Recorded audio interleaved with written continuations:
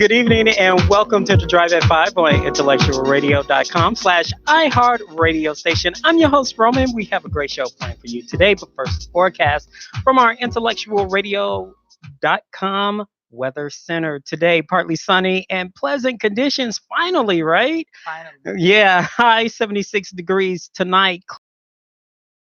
7 degrees tomorrow, partly sunny and pleasant again, high 82 degrees tomorrow night, partly cloudy and warm, turning humid, low 72 degrees. Wednesday, partly sunny, humid, a chance of a thunderstorm during the afternoon. Some of these storms is associated by strong hail, torrential damaging winds. So be on the lookout. It could be a weather watch. Keep your eye to the sky. High 86 degrees. And Thursday, partly sunny, low humidity, high 77 degrees.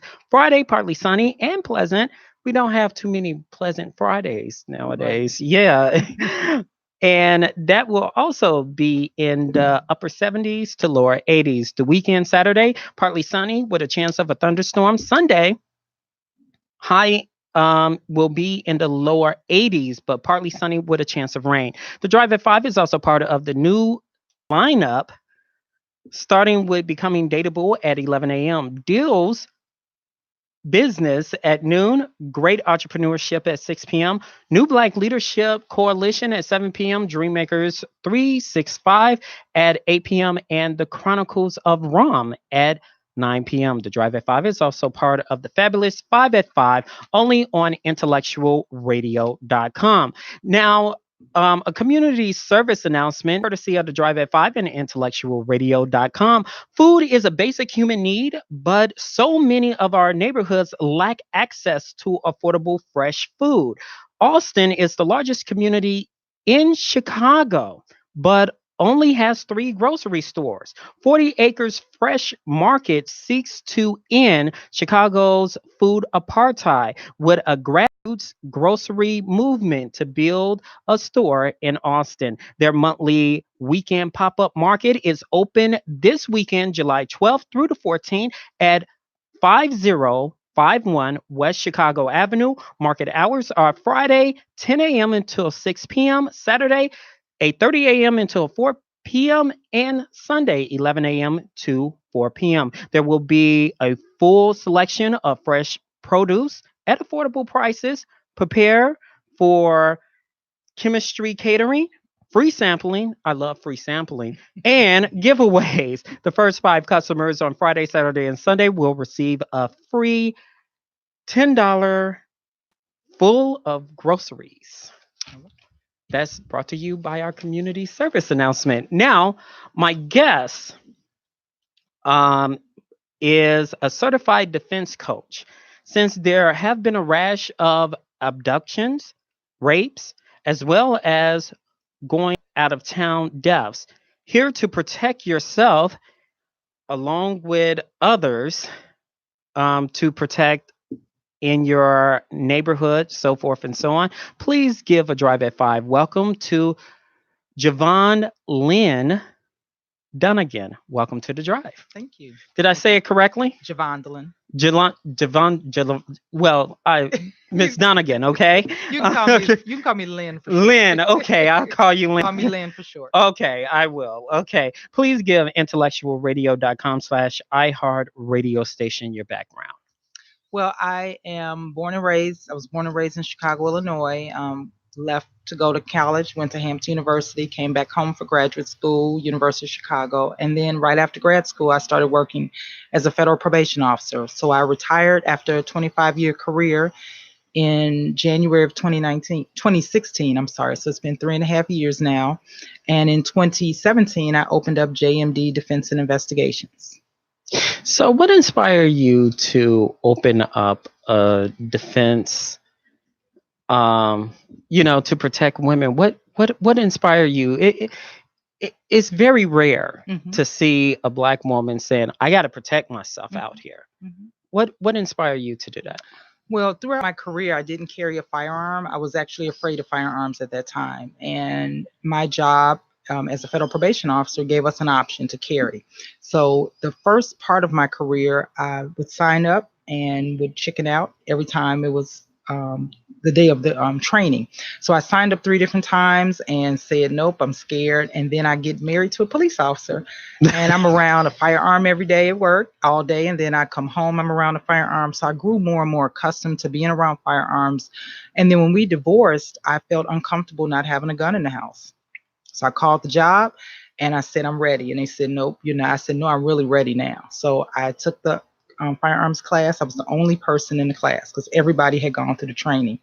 So what resonated for me was I was the only one in the class. I got one-on-one training and I fell in love with firearms and shooting after that. And so when I started going to the gun range, I noticed that I never saw any other Black females at the by themselves or in a group. And I said, if I could overcome my fear, I'm certain that I could help other ladies. So that's how I started my Ladies of Steel Gun Club. And so basically my business was started because I wanted to make sure that there was a responsible conversation and training surrounding firearms. And I wanted to make sure that I led that movement. So you earlier about you was very uncomfortable. What led you to like that uncomfortable being uncomfortable? Well, I used to be afraid of firearms to the extent that I would see a gun and think it would jump off the table and just shoot me. Just thinking any movement of that firearm, the firearm would discharge.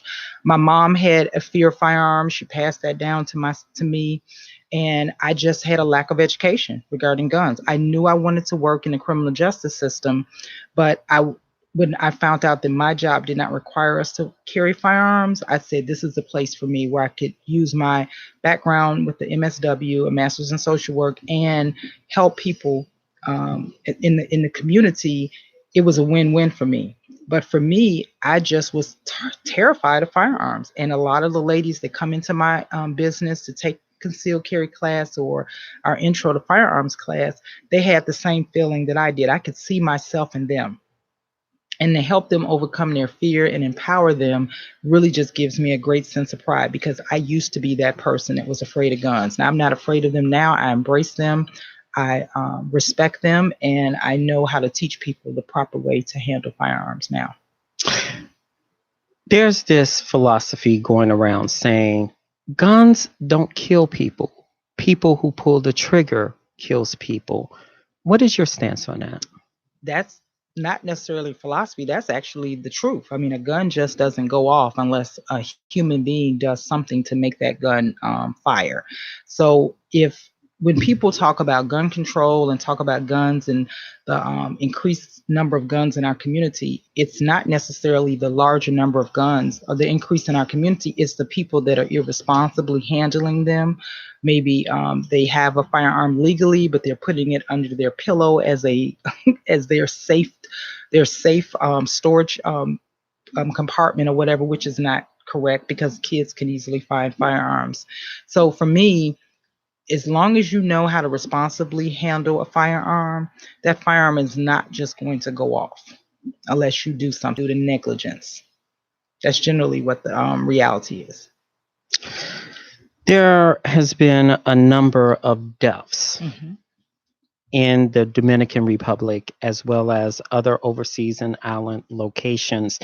What are the steps to protect yourself from overseas or an island? Let's say you go on vacation, and the reason I'm specifically naming Dominican Republic, several African American couples were deceased. And the FBI is leading a big investigation down there. And a lot of people saying, is it due to liquor? Is it due to poisoning? What's going on down there? And there are people saying, stay away from the Dominican Republic. And then there's other islands. There was Mexico. There was, other islands in overseas countries, some in Dubai. What do you say?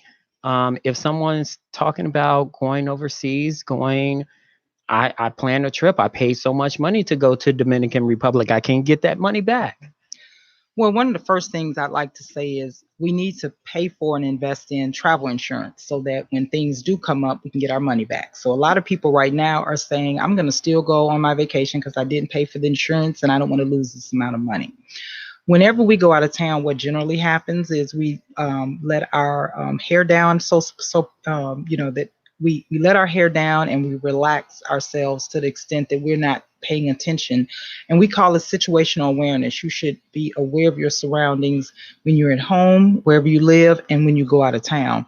Locals a lot of times like to prey on tourists. You can tell tourists when we're downtown in Chicago because they have their heads up, they're walking around kind of like in La La Land, purses are wide open. So when you go out of the country, you need to be that much more aware of your surroundings because they know that you're from another country. They can tell.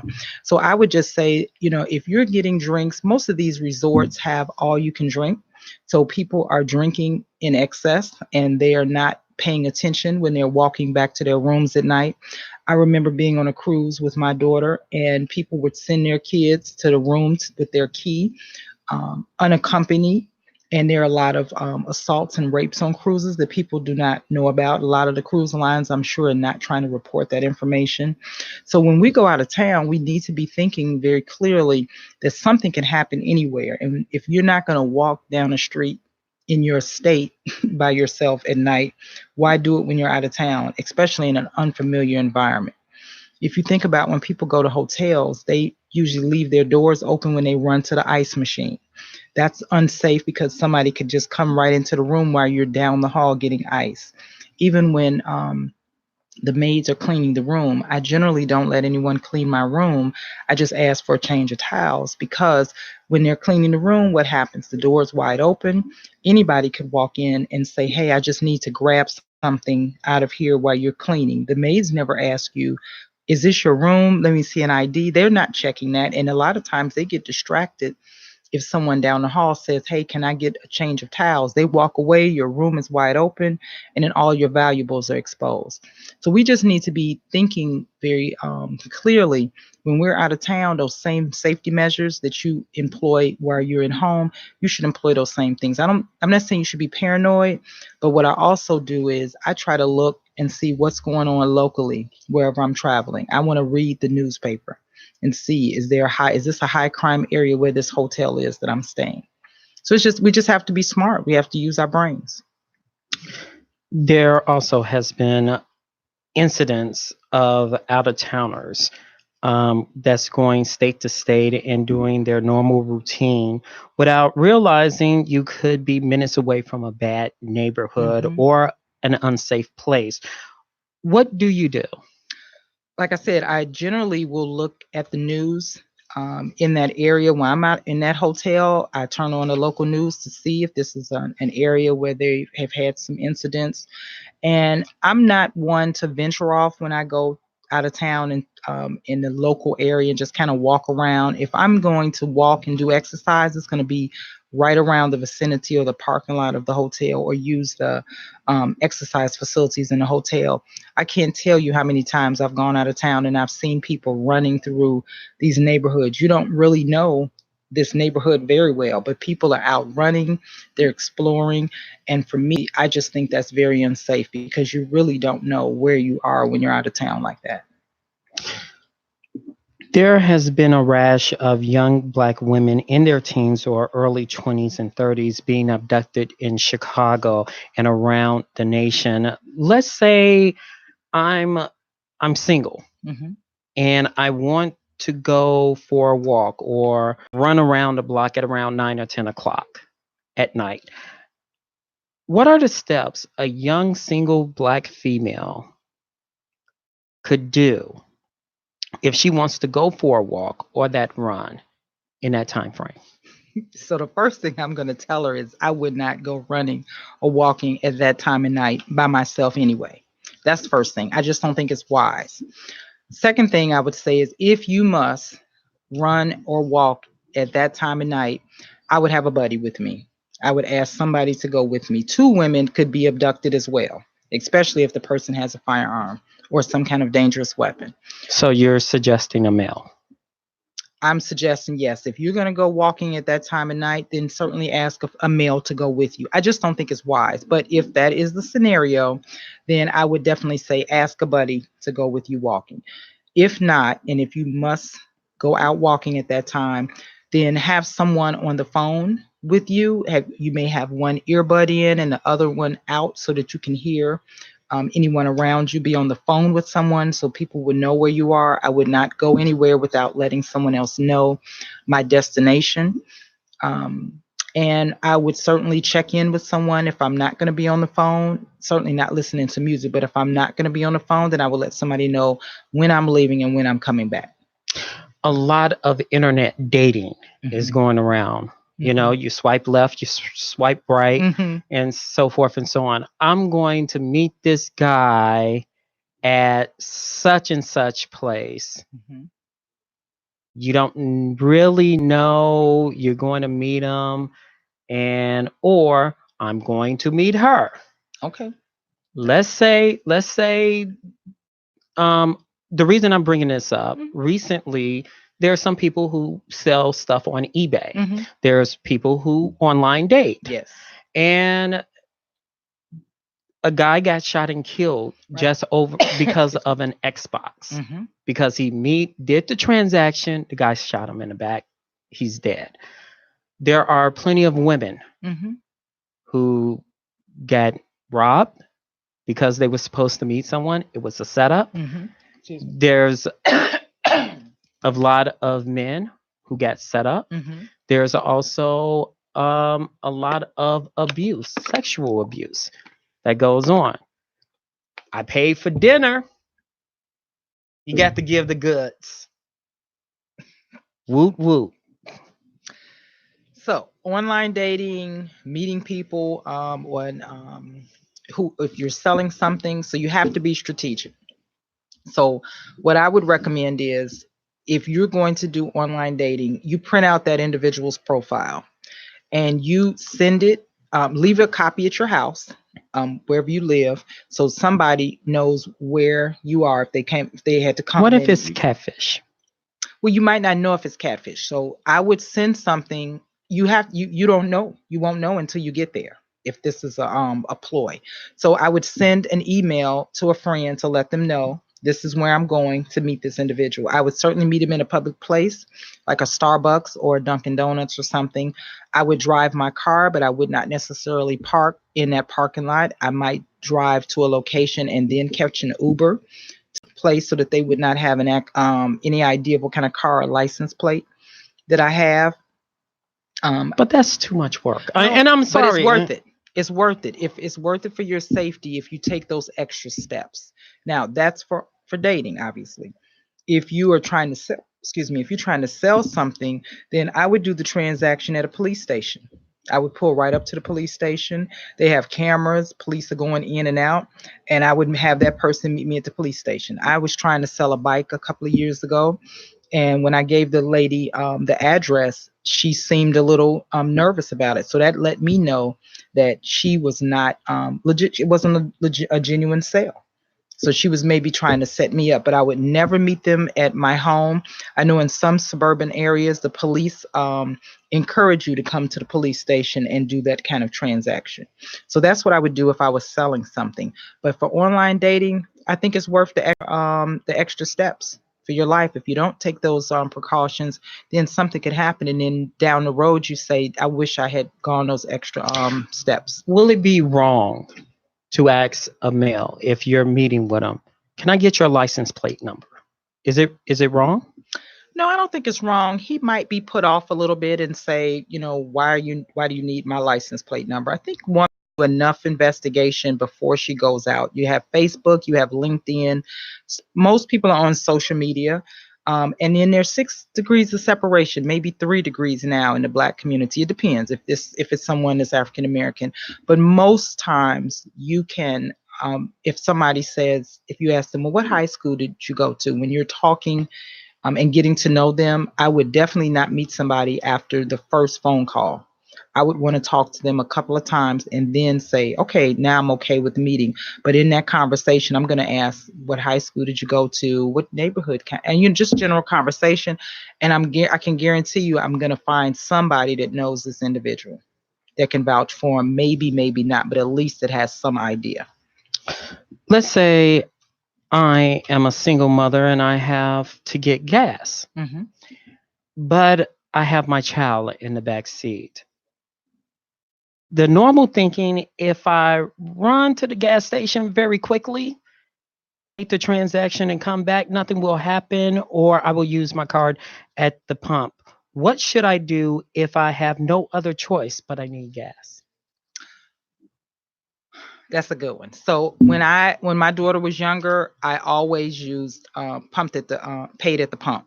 Or if I had to go in, I took the time to take my daughter out of the car seat and took her in. I would never take that chance that somebody could come in and abduct my child. Even if I have my keys and the car is locked, you never know if somebody thinks that this child is going to suffocate in the car because of the windows. I just wouldn't leave my child in a car. I never did that. Just being a paranoid safety person all my life, I just wouldn't have done that. And so I would say to a parent, if you can't and there's no other alternative, take the child out the car. Even if the child is sleeping, the child will go back to sleep. I just wouldn't. I would in the climate we're living in, no matter what city it is, I would not take the chance. Because the thing about criminals is you never know who's watching you. Somebody could be lurking around that gas station, just waiting for an opportunity. They see you and you think you have enough time to run into the store, pay, and run out. They're already there. They're at your car. They're waiting on you. But what if you pay at the You pump? can pay. But they're still getting carjacked. Yeah, they are still getting carjacked. And that's when you're paying at that pump and you're thinking about, when am I going to get gas? Is it going to be in the daytime? It's going to be at nighttime. When I pull up anywhere, I'm always watching to see who is around that location. So if I pull up to a gas station, I don't just pull right up to the gas station. I'm looking to see, is there anybody just kind of hanging out? And there may not be a gas station I'm going to stop at. I may just say, you know what, let me find the next gas station. So you have to be deliberate, especially. What if your car is on E? Well, you shouldn't drive with your car on E. We know that happens. We know that happens.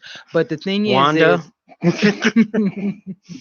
But the thing is we know things happen and nobody is perfect. I know I've driven and things have happened like that. But when something doesn't feel right, you need to go with that intuition. When the hairs on the back of your neck don't feel right, you need to follow that, because generally something is going to happen. And then you're going to say, Dag, I really wish I had listened to that still small voice, intuition, the Holy Spirit, spirit of discernment, whatever people call it. For me, I know it's the Holy speaking to me, so I will not stop there. I will figure out and say, let me get to the next station because I feel like something might happen here. Let's say I'm going shopping and I am parked between two vans, or I'm there's a car that's parked awkwardly, kind of like so I can't get out. Mm-hmm. What should I do? These are great questions. I love it. Again, I just left Target, and so I'm always conscious again about where I'm parking. And so when I pull in, I don't just pull in, jump out, because again, like I said, people are always watching. If they're criminals and they're looking to catch the next prey, you need to be one step ahead. And if you can make eye contact with people that may look suspicious, then they're less likely going to make you their next victim. So if you see that there are two vans, I wouldn't park in between two vans. I just wouldn't do that. I would make But sure. if you park there and the vans park while you in the store? Oh, when you come out, there's nothing you can do. But if you walk out, like there was a situation. But would you still, like, if you're a single person and I'm walking to my car and you're walking to and you see two vans, then I would probably go back to first. I would stop and try to see if someone is in these vans. Maybe I wouldn't be able to see because they could be on the side ready to open the door. Then I might go back to the store and ask somebody to escort me to my car, because something doesn't seem right or feel right. And it could be nothing, but I would probably ask somebody. There was a situation where a girl, I think it was in Phoenix, I'm not sure the state, but someone posted it on Facebook, and a young lady was walking from a store. This man had been following her all around the store, and then he followed her all the way to her car. And my thing is, if you knew you felt uncomfortable in the store, I would have never left the store and walked to my car, because as she walked to her car, he was as close as you're sitting to me. And he almost opened her car door. He went on the other side to open her car door. So my point is, she was in the store and felt uncomfortable because he was following her around. And then he left the store and followed her. That's a situation where you stop and say, you know what? I don't feel safe going to my car. Let's call the police to get this man away from me. So that's all I'm saying. We need to stop because we're always in a hurry most times. We need to stop and say something doesn't feel right. Just getting to your car is not enough because you got to get in the car, start the car, and get out of the space. And if two vans are there and they're trying to block you and you can't get out of the space. So just wait them out. What Sometimes if it's you're worth it. in a hurry? Yeah, but you got to think about, is it worth that hurry when I can, because that's what we all do. We say I can get to my car, then I'm in shelter, but you're not, because though that van could block you in where you can't even get out. So my point is, we need to slow down because sometimes we're not going to be able to beat that other individual. They may be stronger, taller, they could have a firearm. You just never know. Let's say I'm at Target. Let's Mhm. say I'm at the grocery store. A lot of people think, okay, if I'm away from the car, I'm in and I'm out. Mhm. What is the best situation to park either in the daytime or nighttime to park when you're at a grocery store or, you know, or at a Target shopping? So I'll give you an example. The Target on Roosevelt and Canal has underground parking, or covered parking, I should say, and then they have a top level parking that's not covered. Whenever I go to that Target, I always park on the top level because it's open, it's wide open. Even though if it rains, my car gets wet or I'm in the elements, but I don't park in that covered lot because it's too dark down there and they've had a carjacking down there. So if there is an opportunity for you to park as close to the front of the door. Now, some people like to park furthest away because they don't want dings on their car. For me, I'd rather park as close to the entrance so more people can see if something is going to happen. If they're going to do something, it's going to be at the furthest point of that parking lot where it's densely populated. And that includes even in an open space. Yes, that's what I'm saying. Like the Target that's right out here in Westchester, I tried to park as close to the front, even though it was, well populated. But I wanted to make sure that I'm closest to the entrance, even though, it's hard sometimes to get those spaces. But the ones that are furthest away, some people park furthest away because they don't, like I said, they don't want cars hitting their door. But I try to park as close to the front as possible. Now, a lot of people say, you said this earlier, know your surroundings, but there's a lot of people get distracted. They could be on their cell phone. You Mm-hmm. mentioned cell phone. Mm-hmm. And you're talking, and guess what? When you need to know to pay attention of your surroundings, some people are listening to music. Mm-hmm. I'm grooving. I'm listening to the Jackson 5. I'm listening to old school house music. I'm working. I'm feeling it. Right. Well, keep. And nothing is distracting you. But there's this guy who's been looking at you walking around the track. There's this guy that's you're at the store, you're listening to your music, you're in your car, you're listening to your music, you're on your phone, you're having a good conversation, then something happens. You say, when is the right time to say, I got to call you back. I need to pay attention to this. I need to Absolutely. stop what I'm doing. Yes. When is a good time to do that? Well, when you're out and about, walking on around a track, or you're going into the store, getting out the car, never have both ears plugged. So have one ear plug in, one ear plug out if you need to. I remember years ago, I was walking around a park on 83rd Cole Park, and this guy, every time I circled, he circled as well. And I didn't feel comfortable, and I went to my car and left and said, I don't think I want to walk around this park anymore because it was too wide open for somebody to snatch me and there wasn't enough people out.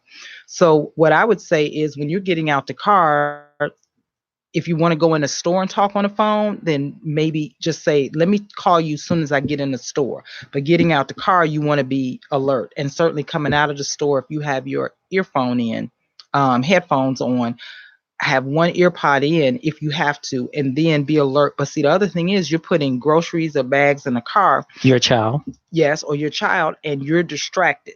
So whenever I'm putting things in, I'm always checking my sixes and looking to see if somebody is around me. There are some people that put their, like, I got to take these groceries in, so I have a baby. This sounds like a stupid question. What goes in first? The child. Yeah. The child should go in the house first. And certainly But the when bags are like, so nope, and she's heavy, nope, so nope. You take the child in first. You take why? the child in first because it's easy to get distracted. You're putting the bags in, then the phone rings in the house, and then it's like all this is going on, and you forget the child is in the car.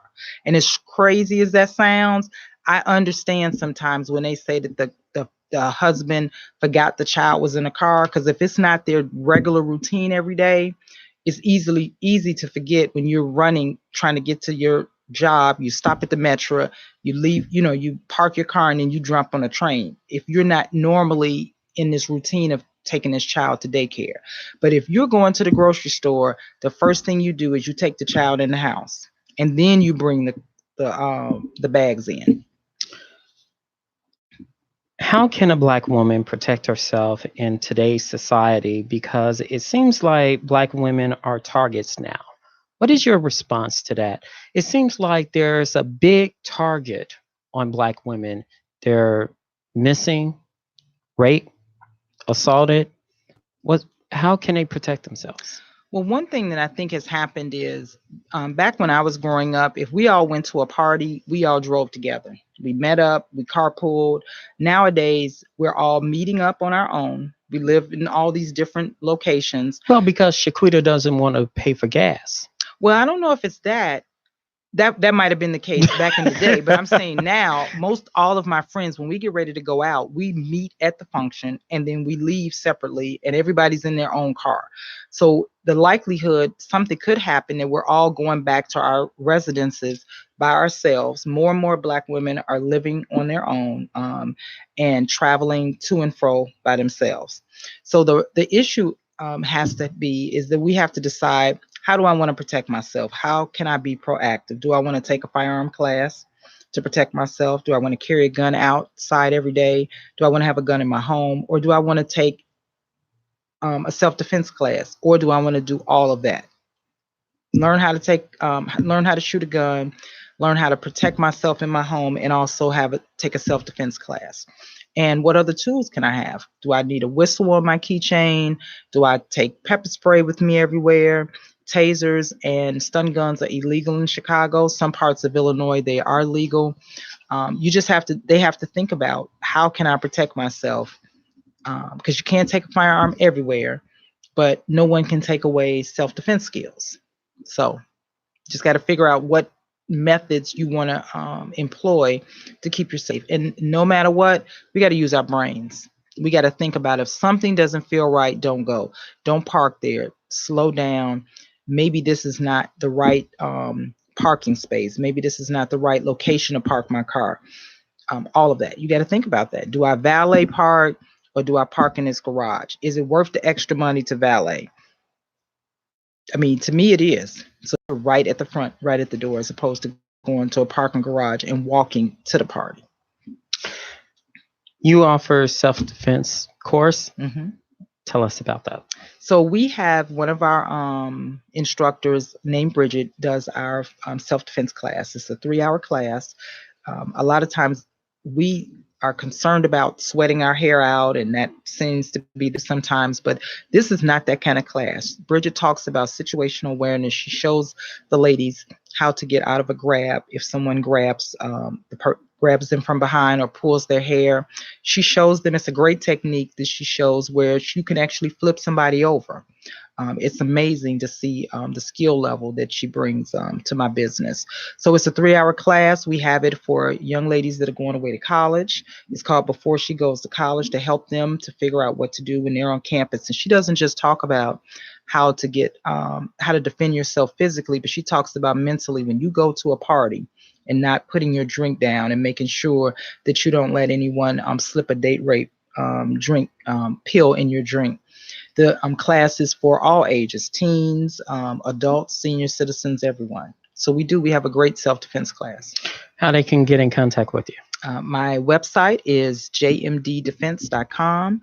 I'm located at 1447 West 103rd Street, and the phone number is 773-614-8747.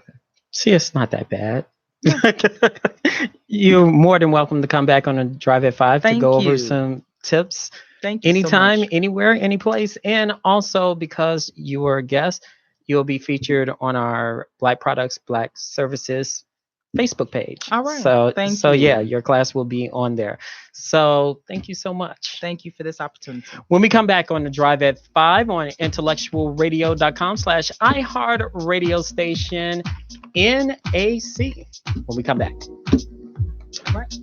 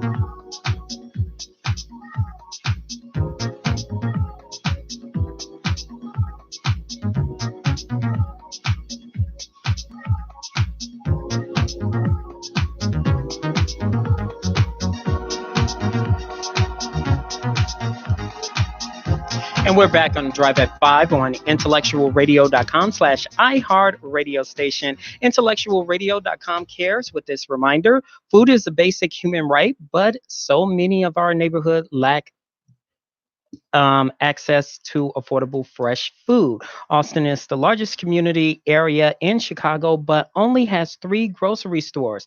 40 Acres Fresh Market seeks to end Chicago's food apartheid with a grassroots grocery store movement to build in the Austin community. The monthly weekend pop up is this coming up weekend, July 12th through the 14th at 5051 West Chicago Avenue. Market hours are Friday 10 a.m. until 6 p.m., Saturday 8:30 a.m. until 4 p.m., and Sunday 11 a.m.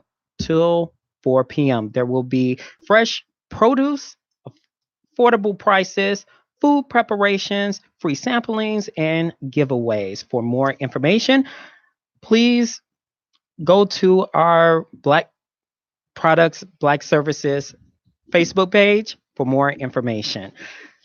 My next guests are community leaders from the Austin community trying to transform lagging resources and awareness to a community that is in need. Please give a Drive at 5 welcome to the CEO. To my right, Steve Robinson and DeAndre Rutis from Northwest Austin Coalition Council. I'm sorry. Welcome to the Drive and welcome back to the Drive. Thank you for having us. Please give intellectualradio.com/iHeart radio station your background. Well, I have almost 30 years of community organizing and leadership skills. I've been involved with the Northwest Austin Council since 1991. I came in as a regular community resident with many issues and many complaints until at one point, which was Miss Leola Span, which was the director president, said, "Why don't you join the board?" And I'm like, "Join the board?" I'm like, "Isn't this for older people?" At the time, I was probably 25 years old. And she said, "Yeah, we need more members." So I ended up joining the board, becoming just a regular board member. And after about 5 years, I became the vice president, second vice president of Northwest Austin Council. And up until to date, I've sat and had many hats from president to director to vice president. And what I'm trying to do is grow the organization, bringing in younger people, as I was at one point, always the youngest by 40, 30 years. And that's what I'm reaching out to young men like DeAndre. So, DeAndre, since the last time you've been on the Drive at 5, give us an update. All right. Last time I was here, I was running for alderman. Obviously, I had made the ballot. We ran our race. We didn't. The results weren't in our favor this time around, but we definitely getting back out there. So you can expect my name on the ballot once again in 2023 for alderman of the 37th ward. That's first and foremost. I consider Steve Robinson my community / political mentor. He's pretty much helping me build my way into understanding what organizing is, understanding what community relations is, and understanding how to serve the people of Austin better. And so he's one of the guys when I first started to run that really took me under his wing and showed me some things and how to navigate the political landscape when others wouldn't.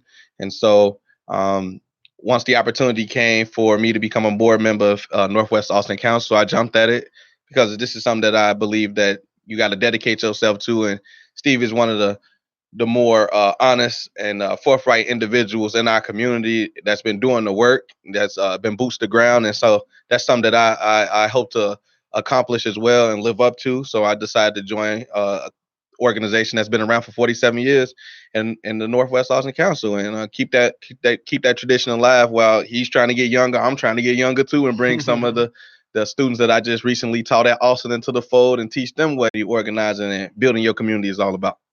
Okay. Can you guys scoot a little bit? This way? Yeah, thank you.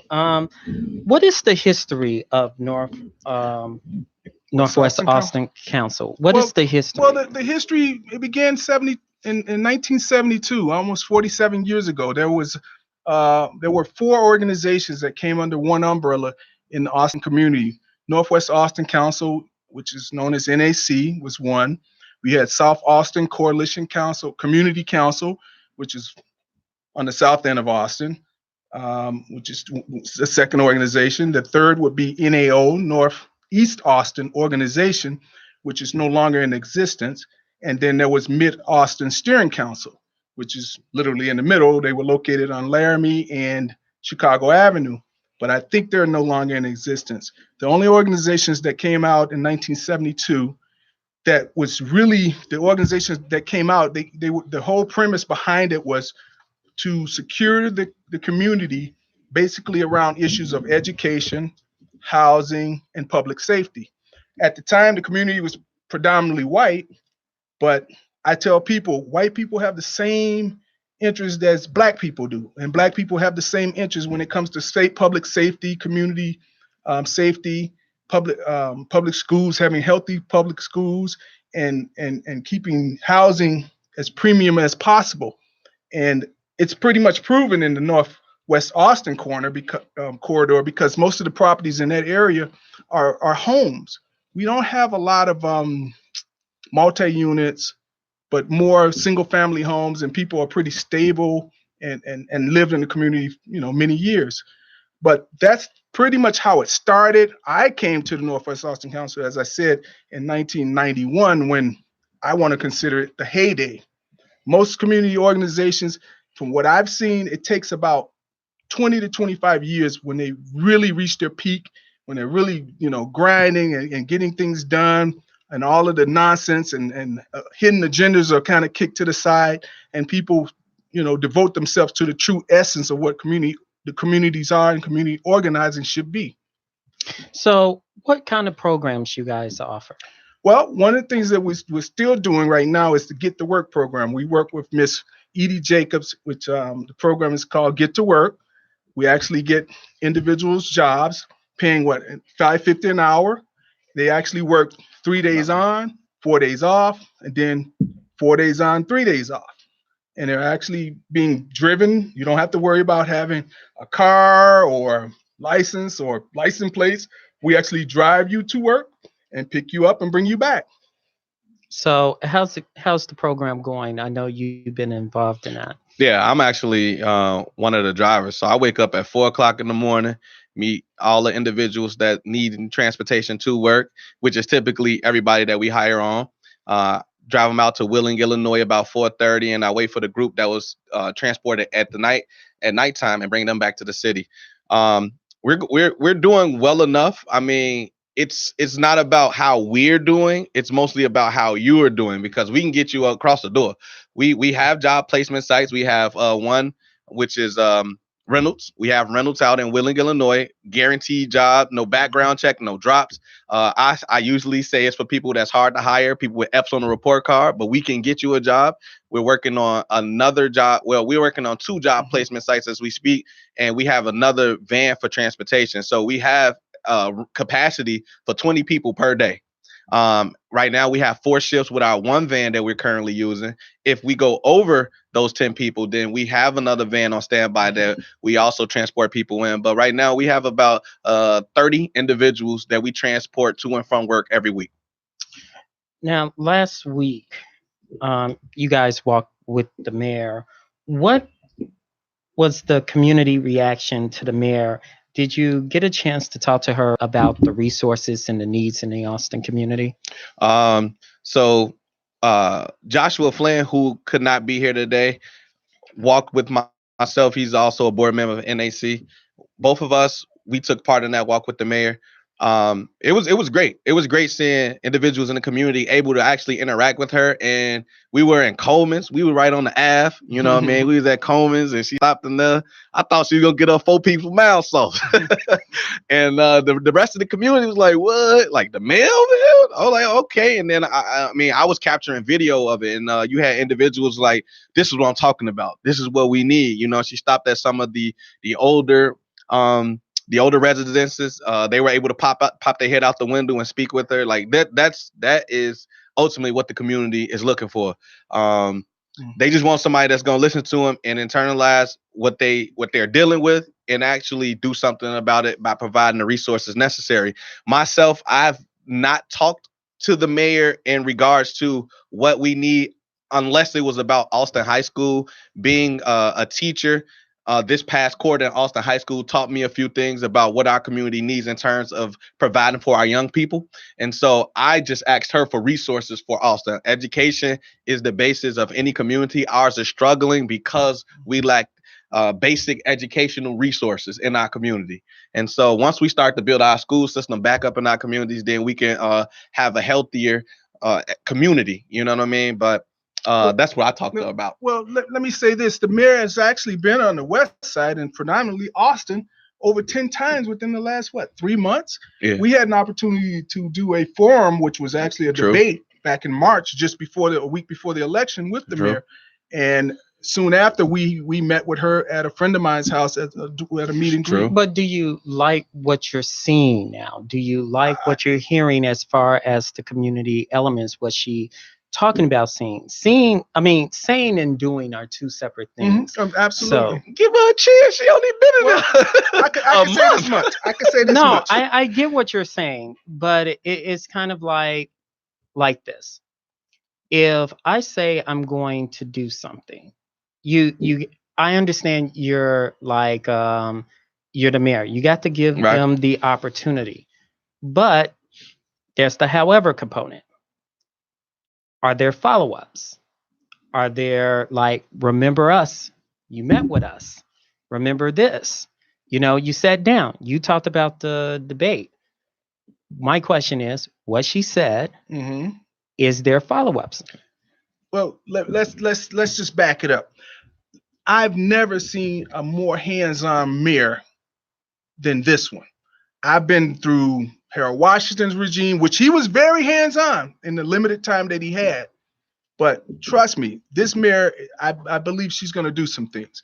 And believe me, we're going to have some negotiation meetings where we have some things we're putting on the table, which obviously came out of the debate or the forum that we need to re-present again. And I think she's very receptive to listening to the community. I mean, once again, last time I saw Daley out, It was after a massive shooting that was on Division and Mason. Didn't come back out, and he started the CAPS program. Where's CAPS right now? Think about it. On the South Side, she put 100 and what? Was it 104 million? No, I'm sorry, not 104, 1.4 million into a program for 500 students or 400 students. You know what I mean? That's the South Side. I get it. We on the West Side, but you still got to come and see what the issues are. You got to be able to work with the groups there. Mm-hmm. And I believe that the West Side, because she spoke at length about helping both the South and West Side, more so the West Side, because we've been neglected for so long. So I think she's doing her due diligence. She's going out. She's talking to the individuals that's actually working inside the community. Partnering up with them, and once it's time to address those issues, then she'll know where the issues are. I think she's doing a job. Over the weekend, several shootings occurred in the Austin community. What your organization plans to assist in curbing the violence that's been going on in the community? You guys have been in the forefront for some of these issues. What are some of the plans that you got worked up? I'm glad you brought that up, because this goes back to the initial question. What are the programs that we're working with? We're currently working with the new program known as NPI, Neighborhood Policing Initiative. It was actually brought forth to the 25th Police District, which is located on Grand and Central, back in September of last year. And it was brought to us by a group out of New York, which was, what's the name of the group? Do you know? It's New York Law. Yeah, NYU Law. And the program is actually, working with community, where you have ambassadors, which DeAndre is one of the ambassadors, just as myself. And what we do, we have various sectors that we work with, and various DCOs, which means district coordinating officers, that respond directly to their sector leaders. We just talked to the sergeant right before we walked in here. Yes, we did. He wanted to come on, but I'm like, it's kind of far, but he wanted to come out and speak about the program. But what ends up happening is we speak directly to the DCOs and the sergeants via telephone. None of this 911 and dispatch. They call us 24/7. We call them 24/7. We have meetings. We try to coordinate any issue, beforehand. We've been doing roll calls, traditional roll calls, but we're trying to switch it back up to what we call SOS, smoke out the cellars, because there are quite a few hot spots that we having issues on. That, again, we look at what's going on in community as everybody's part of the community. Whatever you're doing, if it's selling drugs, it's not so much as what you're doing, it's how you're doing it. We don't want all the violence. We don't want all the litter and trash. We don't want all the traffic and cars. But you know what? If you want to get out of that life, we have jobs that we can offer you. So we're trying to do this on two fronts. Bring in law enforcement where they're not going to directly look at arresting you, but offer you other issues, other elements to get out of what you're doing. Like we had a young man, a month ago. We got him a job. The police sergeant was about to arrest him. He offered him a job. He met up with me. I tied him in. DeAndre took him to work. Sergeant bought him some boots. Everybody worked together. That's a whole community process. Yeah. That's what it's supposed to be. There is a lot of problems in Austin community, but little to no solutions from politicians to actually solve them. In your organization, what is the number one issue or issues, maybe, you would like to address to curb? Well, it's always public safety and crime. The gun violence is the number one issue. We hear more and more about what are we going to do about crime? What are we going to do about the gun violence? Just recently, I want to say a month ago, I had lunch with the superintendent, Eddie Johnson, and the mayor. And there was a judge sitting at the table with us, a circuit court judge, and she said to Eddie, or she kind of responded to both of them. She said, "What are we going to do about the violence? What are we going to do about the gun violence?" And of course, at the time, this is when the young lady that was shot and killed, and she held her baby just a few blocks down from Northwest Austin Council on Mason and Division. Eddie Johnson responded that, it's the parents, and he's kind of right, but the wrong part about it is it's the parents that's doing it. It's not the younger people anymore. You don't hear 14, 13, 15-year-olds doing all the shooting. It's the 21 to 30-some-year-olds that have kids that are doing these crazy acts. But we got to reach out to them also. We really have to reach out to them. I'm gonna go with where I stood for when I ran. We need better education, and we need economics to flow freely into our community. They just passed a marijuana bill. I would love to see how that can affect our community in terms of providing for economic development. In terms of education, like I said, I'm a huge proponent of when I speak with the mayor. Look, let's get Austin together. Let's get our other schools together in terms of this education. Mental health, like where we need trauma focused facilities in the community that can help with some of these issues. A lot of this stems from just a lack of individuals feeling like they're not heard, they're not seen. Like we live in a community where we could literally walk past the same person every single day for a year and not say nothing to them. You know what I mean? These people are harboring a lot of trauma, and the last thing that we want to do is just ignore them. That's what the cause of a lot of the issues are. And I spoke with the children regarding how they feel. To a man, 5 boys in the room said, every day I walk home to and from school, I think I'm gonna die every day. It's not a way to live. So what you gonna do? You're gonna try to protect yourself and defend yourself in any way that you can, because it's survival at that point. So you're gonna pick up a gun or worse. So in essence, to answer your question again, that was the issue: public safety and crime. And some of the solutions are exactly what DeAndre just said. A lot of organizations, especially in the Austin community, say the number one thing: funding. Yes, that's great. But how are you going to pay for it? So my question is, the big issue, because your organization could do more if they have the money. So why there is a shortage of funding, especially if you have a relationship with a politician? A lot of organizations have a relationship with the politician. However, the same organizations are getting the $250,000, the $1 million contract, the so forth and so on. And then election just passed. I'm in there for 4 years. 4 years of me. Then false promises, false hope. There's a lot of work to do. One organization can't do all the work. Why is it going to one organization? Well, let's just be real honest about it. The money is not the thing that's gonna make it matter. It's how much the people want it.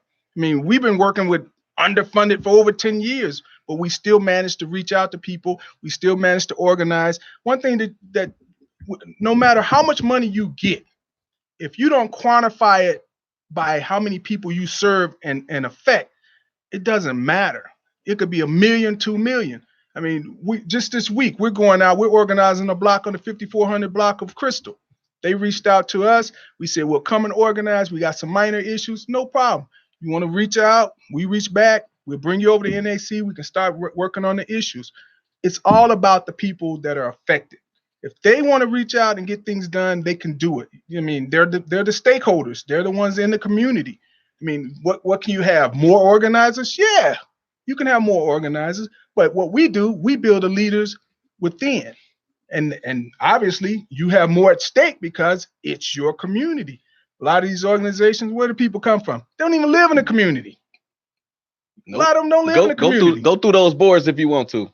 And again, you hit the nail on the head. Big money don't make big changes. Sometimes it's the little people. So I'm getting a hard rap. So Sure.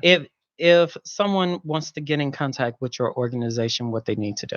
They need to call me at area code 773-379-7961. We've had this number for over 40 years. Or you can reach out and email me at NAC5730@sbcglobal.net. All right. Thank you so much.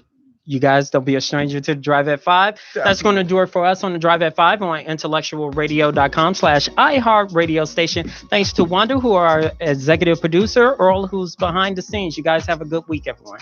Thank you.